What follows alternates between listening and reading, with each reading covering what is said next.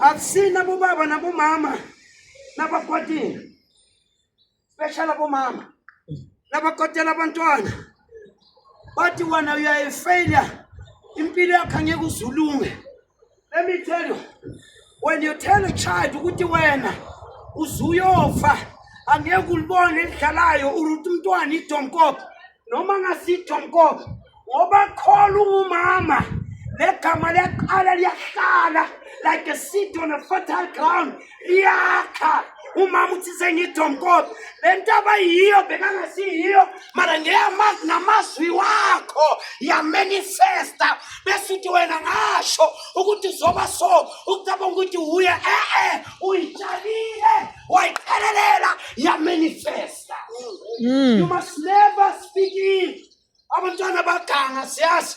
But mind your speech and count your words before you utter between your teeth. Because why?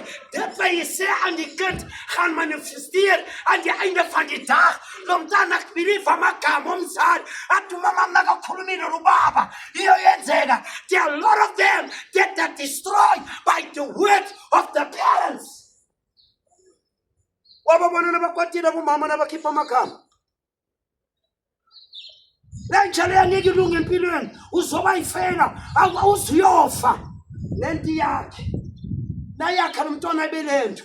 Sometimes bengasiyiyo ubelieve amagama wakho. You destroy what you brought to the world. Be careful what you say.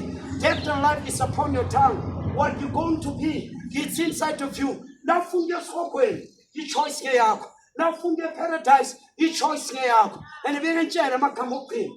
Do you know ukuthi nomunye ubaba bekashona esibhedlela nawufuna ukwazi ukuthi kenzani esibhedlela nabubuza amanesi bathola indoda ikhahara zekhala enabala abantu bangilanda ngiyekeleni mabala abantu lalela bese abantu badala umuntu ulahlekela ingqondo akalahlekelanga ingqondo nawushona ubona enye dimension ubona izinto thina ngapha esingaziboni.